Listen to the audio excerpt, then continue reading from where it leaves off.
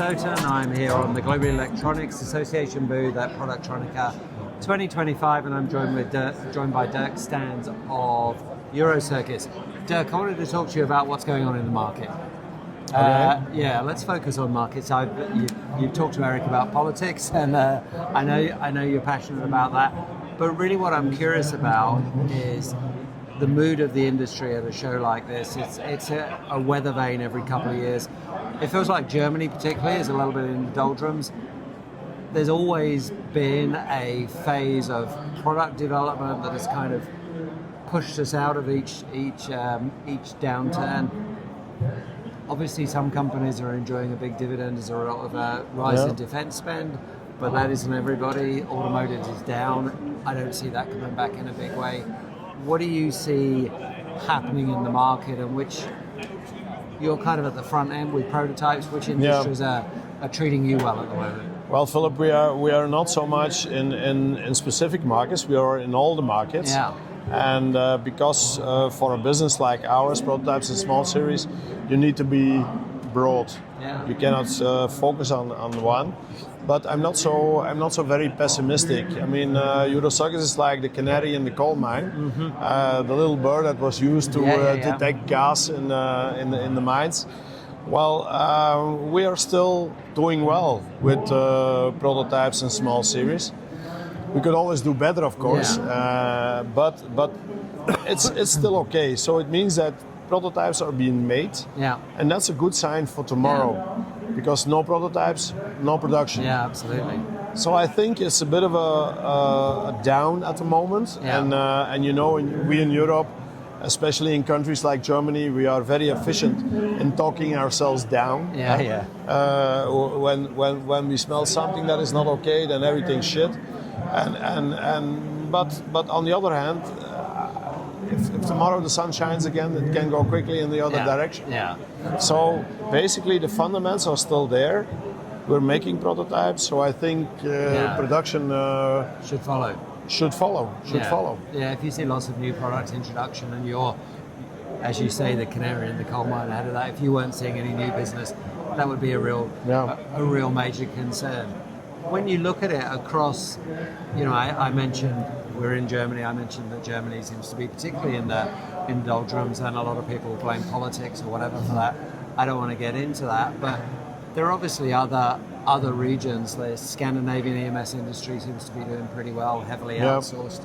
How do you see the variations from your spot up there in the Netherlands? You kind of look north, look south, look east, look west. In 35 years of doing business, it was always the same thing. Economy in Europe is like a wave. Yeah. It rolls over the continent from the north to the south. Okay. So if the north is doing well, the south is doing less, and vice versa.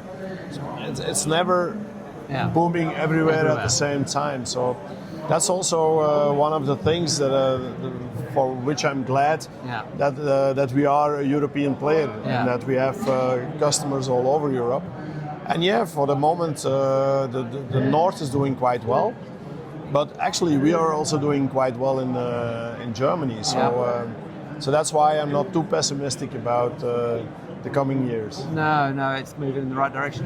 What about you guys, when you look at the development of your business over the coming years, assuming the market does continue to grow, what do you need to do? Do you need to be making more investments in the single site? Do you need to be adding locations? Do you need to be thinking about what your strategy is? For do you think about acquisitions? For the moment, we have enough capacity to allow organic growth in our company. So there is no need to do whatever acquisition or whatever.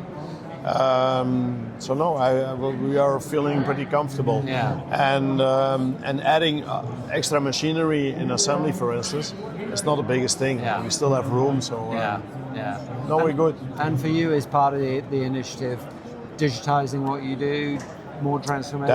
That is absolutely true, and that is where our focus lies. And that is definitely in developing our visualizer further and further and further. And the second thing is in what I call production engineering.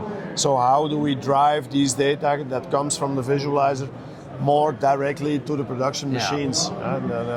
And those are definitely the fields where we invest the most at the moment. Yeah. And do you see AI as being a catalyst? I mean, we talked a lot about Industry 4.0 over the last 10 years.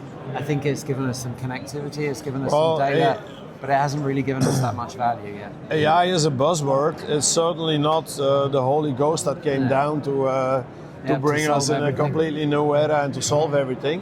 But yes, of course, we use it, and we use it in different spots in manufacturing where it can help us, definitely. Yeah. For instance, the optical inspection system that we created ourselves for our prototype inspection, there AI plays a very important role, but completely different than it would be in a traditional AOI machine. Yeah. Because again, we are dealing with many new components that we see every day. Yeah. So it's a different way of thinking. Yeah, but I think with the way you do that and the way you deal with that incredibly high mix, very low volume, you're a kind of at the vanguard of that is interesting for other manufacturers that maybe have some of those challenges along with volume. Yeah. But seeing what you do with that, because you do have so much data and you do have so much mixed data, it's kind of a blueprint for what others can do. But it's probably yes, but many of the other players in the market, they are indeed in the other way around.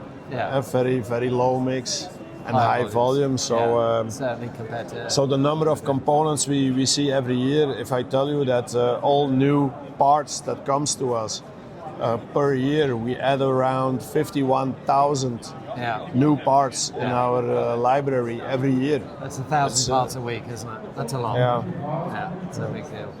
Well, keep doing what you're doing. You're obviously in a nice niche. Keep being the canary in the coal mine. I'll keep checking in to make sure you're alive and well. And we'll talk again soon. Thank you. Okay, thanks, Philip.